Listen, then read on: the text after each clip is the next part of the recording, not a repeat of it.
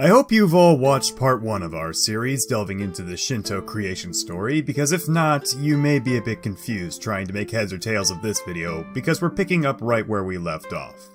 So Izanagi just finished washing himself of the filth of Yomi, and from that bath came 3 of the most important Shinto gods: Amaterasu, Susanoo, and Tsukiyomi, who traditionally is male in the Kojiki, but according to various other media which has been published in the following centuries, depict Tsukiyomi as a female, probably since the moon is traditionally seen as a feminine object rather than a masculine one. And also, because I'm a massive mythology nerd, allow me to also clear up that it is pronounced Tsukiyomi, not Tsukuyomi, as Tsuki in Japanese translates to the moon, whereas Tsuku translates to stick something.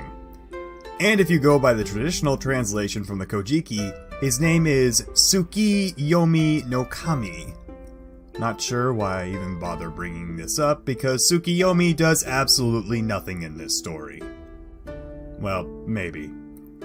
So Izanagi left the world at the mercy of these 3 gods, assigning Amaterasu as the goddess of the sun, Tsukiyomi as the god of the moon, and Susanoo as the god of the storms and seas. Amaterasu and Tsukiyomi took to their new positions kindly. However, their brother Susanoo decided to be a massive crybaby over his mother, Izanami, who was left trapped in Yomi as its new goddess, Yomotsu. What's interesting about this fact is that Yomotsu really isn't Susanoo's mother, as he was born solely from Izanagi wiping his nose clean while bathing, meaning that technically he's a Hitorigami, or an asexually produced god. This crime carried on for so long, Susanoo grew a beard, which was said to be 8 hand lengths long before Izanagi had enough of this, and just told Susanoo that if he wants to be with his mother so badly, he should just go down to the underworld to be with her, and so he subsequently banishes him from heaven. And then he dies! Well, debatably. It's said that after Izanagi banished Susanoo, he hid himself away in retirement in Awaiji. Now, what's important to note here is that in Old Japanese, hiding is just an old adage for death. And seeing as he doesn't appear in any of the other Japanese myths from this point forward, it can be assumed that Izanagi just kind of died here of old age or something. However, his spirit continues to live on, making good on his promise to create 1,500 babies in response to Yomotsu killing 1,000 people per day. Anyway, Susanoo is a big baby and decides to take his leave of his sister, Amaterasu, in the realm of the sky. Now, it's important to note there that from day 1, these 2 never got along.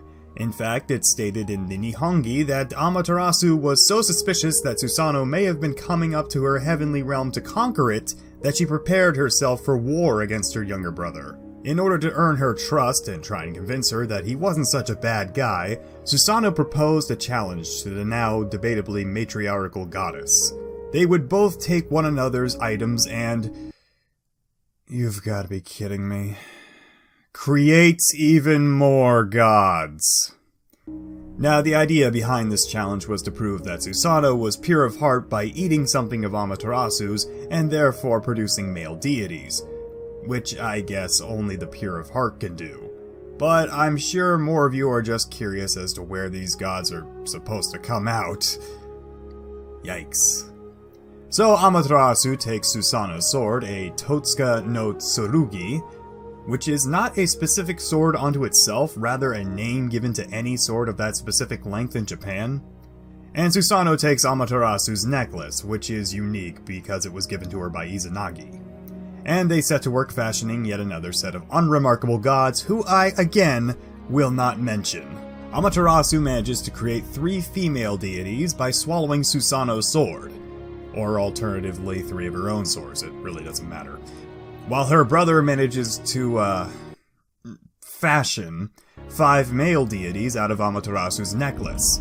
However, in a surprise twisting of the rules, Amaterasu claims that she actually won the contest because her necklace produced more gods than Susanoo's sword, even though she didn't actually create them.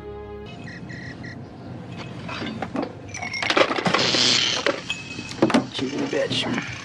Understandably, Susanoo was upset by this result, and being prone to temper tantrums anyhow, he did some, radical things to get back at his sister.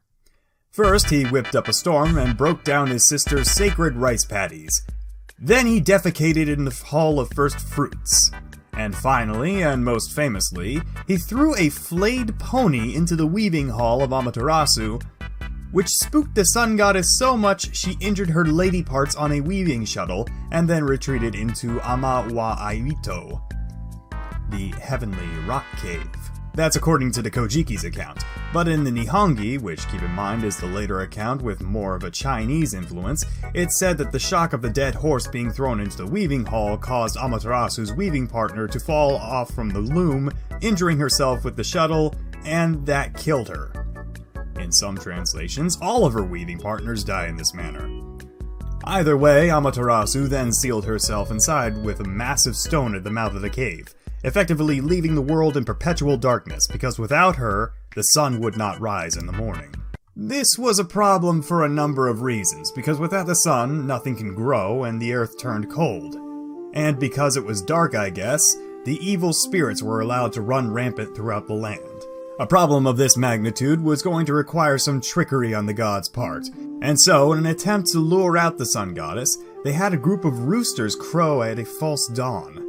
But seeing as this really wasn't the issue, and it was more about, dead ponies, she refused to come out.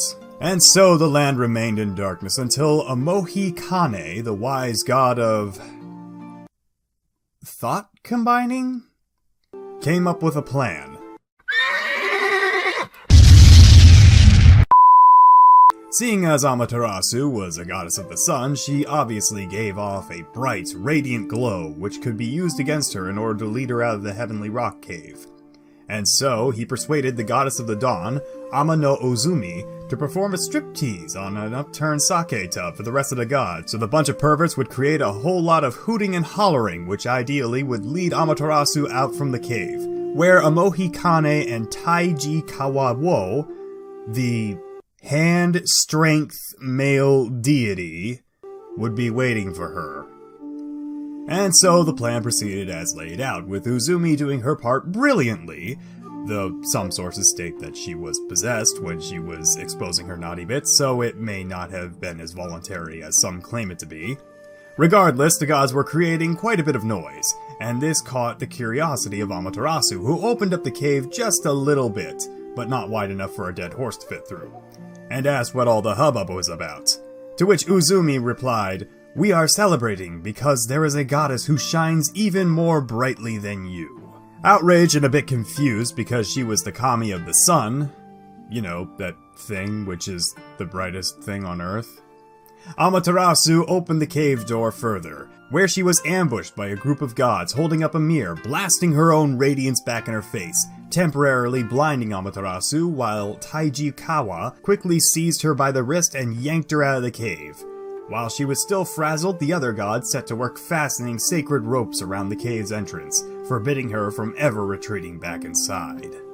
And there was great cheering! In fact, the only ones who weren't happy about Amaterasu's return were the sun goddess herself, and Susanoo, who's practically shitting himself in the corner by this point because he knew his punishment would be coming soon. A council of 800 deities, yes, Izanagi and Izanami shenanigans created that many gods, convened to decide the fate of Susanoo. And guess who was at the head of it all? Well guys, I hope you enjoyed the video. Sorry it took forever and a day to get out. Ironically, part 3 explains why it took me so long to put out this video. However, if you guys did enjoy, be sure to like the video, share it with a friend, and subscribe so that you can stay connected with all of the future updates for my channel.